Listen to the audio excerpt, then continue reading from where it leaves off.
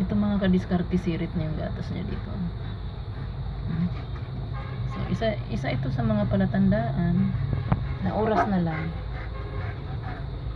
lang. Manganganak na siya. Sirit na oh.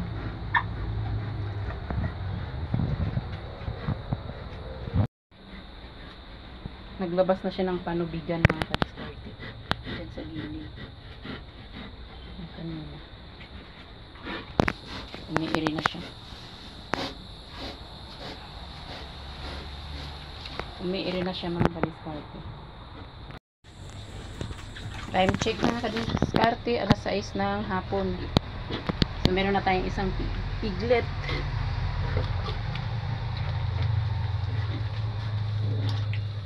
Hindi ko nakuhanan ng video kanina mga kadiskarte kasi wala akong kasama, walang tagahawak ng cellphone.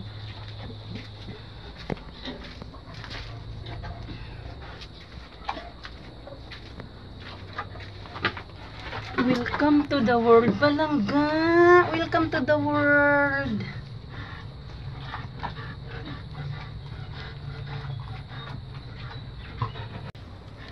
Ito natin mga kadiskarte ilalagay.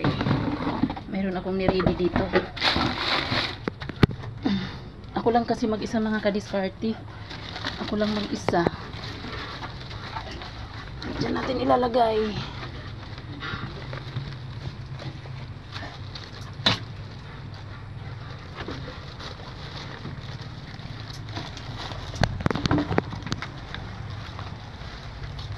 Welcome to the world, Balangga.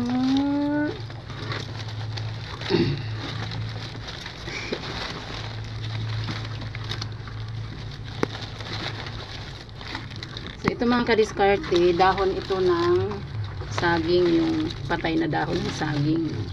So ito yung bedding niya ng ating piglet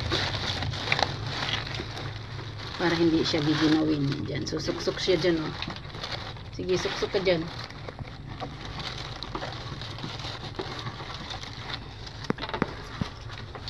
So ayun yung mga panubigan, sinisip-sip niya. So time check, alas 6. Unang piglet. Alas 6 ng hapon, unang piglet. Thanks God. Update ko po kayo mamaya mga kadiskarte kung ilan ang lahat ng iaanak ni Sao number 1.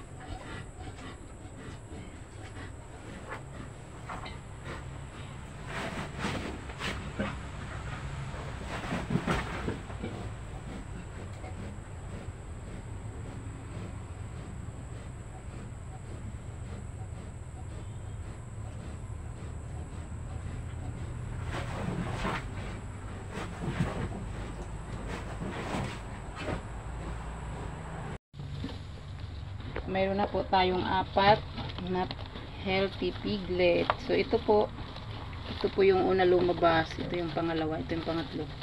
So ito po ay dinukot po natin yung pang-4 kasi po ang tagal niyang lumabas.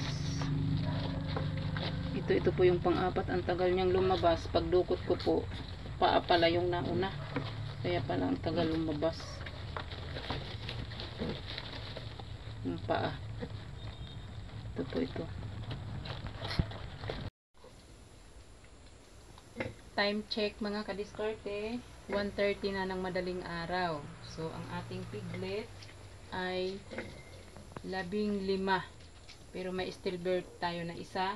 So 14 na lang po yung buhay. So katatapos lang ni Mama Pig maglabas ng, ay hindi pa pala tapos maglabas ng placenta, no? Hindi pa siya tapos maglabas ng placenta. So 15, stillbirth na isa, 14. So hindi ko pa po nabilang kung ilan yung lalaki, ilan yung babae. So, update ko na lang po kayo mga kadiskarte sa susunod kong vlog. So, yan po yung mga huling lumabas. Ito. So, ito po yung naunang lumabas. So, yan. 9 po yan dyan. 9. Tapos dito 5. Andun po yung stillbird sa labas. Ayan o, may stillbird akong isa. Malaki pa naman.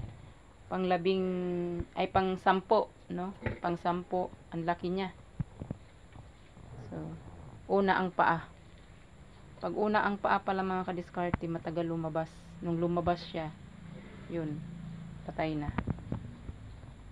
So, not bad na. So, thank you Lord. Akala ko, kunti lang yung anak ni Mama Pig.